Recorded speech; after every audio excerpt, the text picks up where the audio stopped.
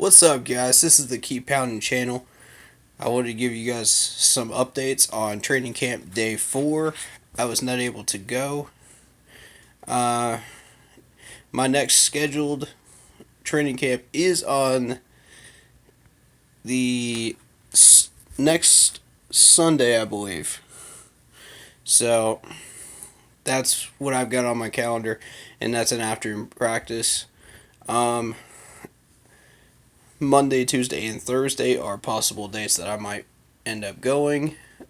I will pick one out of those 3 days to go.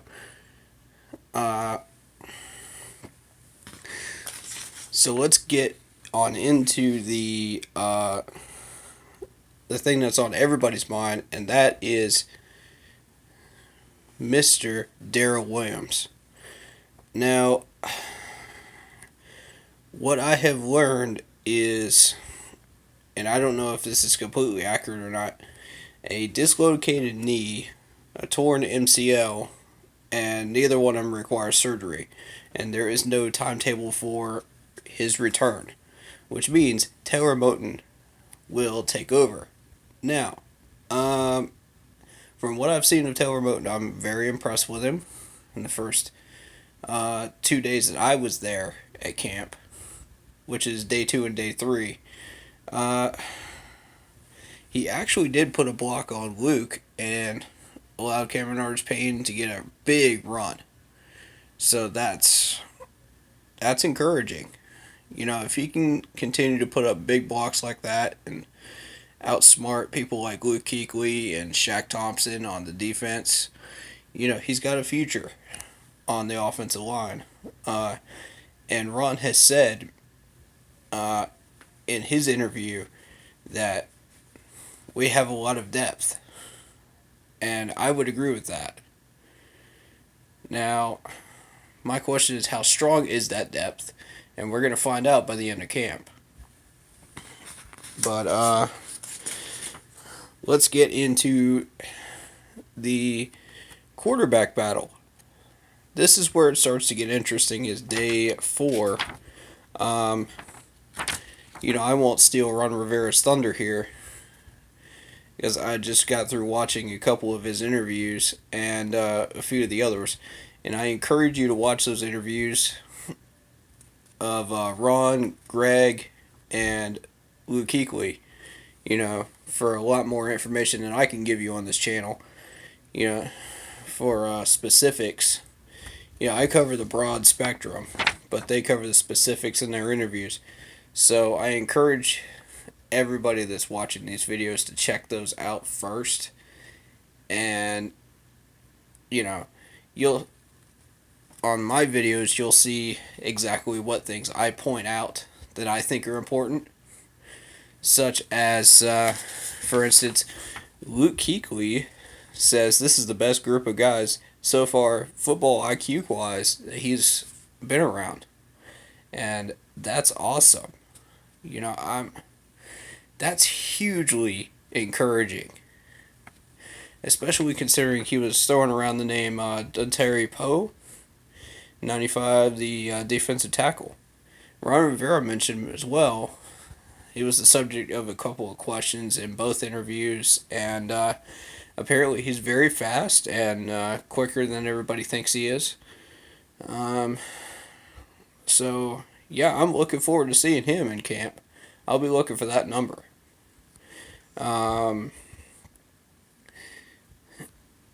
Everybody had high praise for the defensive coordinator, Eric Washington. And I just want to say this. Eric Washington is a system coach, and he's worked under some of the best coaches, and he's had time to learn. You know, Ron Rivera was very impressed with him. He liked his presentations. He liked different things. Well, you'll hear more about that in his interview if you go on the official Panthers channel. But on YouTube. But let's get back to the final issue here, which is the quarterback battle. Henike and Gilbert. Henike supposedly showed gunslinger mentality, and I would have to agree with Ron on that because I saw a little bit of that both days. He was kind of more aggressive. Yeah, I like Ron's wording better on this actually, with the gunslinger mentality. But that's exactly what I saw. Uh, he tried to force some passes that I didn't think were there, and as opposed to Gilbert, who takes what the defense gives him. And I agree with that assessment as well because I saw that as well. Um, Gilbert did look good. He completed his passes. He didn't force anything really.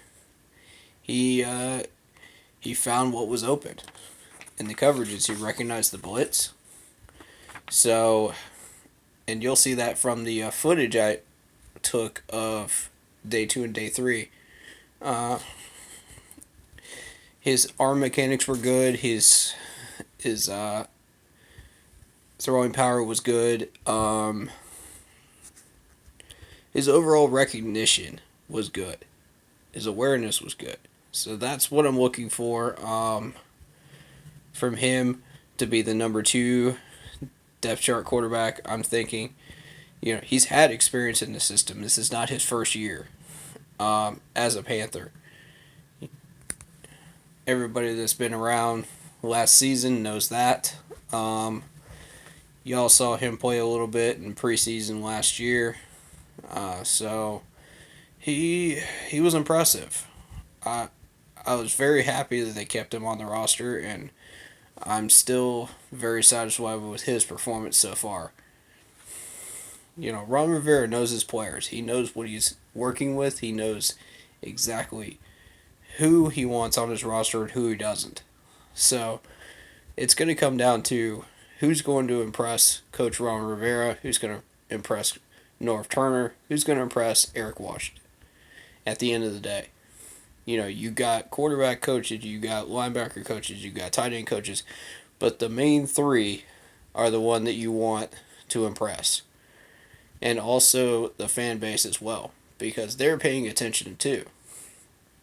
And I've seen time and time again where the fan base will sound off on the official pages when a cut is made that they don't like.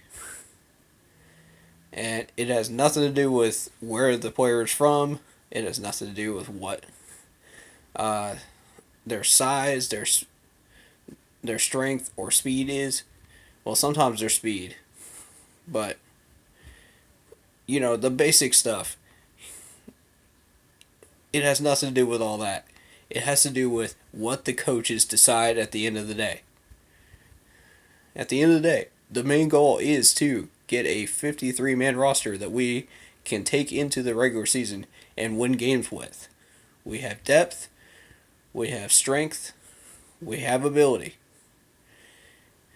And that we're trying to get that ring. So this year is not a year to just sit back and say, oh, well, such and such player we should have kept, we should have cut.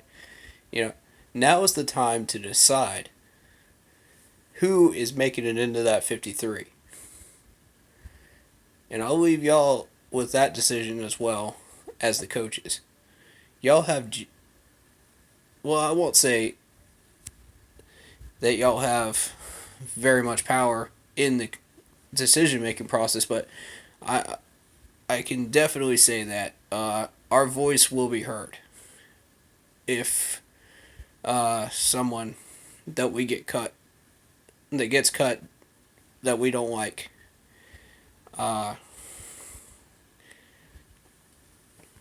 happens. So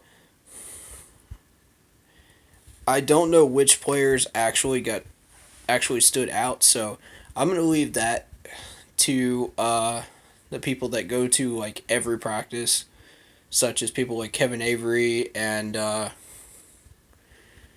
I don't even know who else does in the fan base, but definitely hit up the Panthers fan base fan pages, and check out their assessments as well. It's worth it. I promise you, it's worth it. Particularly Kevin Avery, because I've really liked his assessments so far. I've disagreed with him maybe a handful of times over the past 5 years. So go check those out. You know, and hopefully I'll have more information for you tomorrow for day 5, and I'll be able to post a video for you for that. But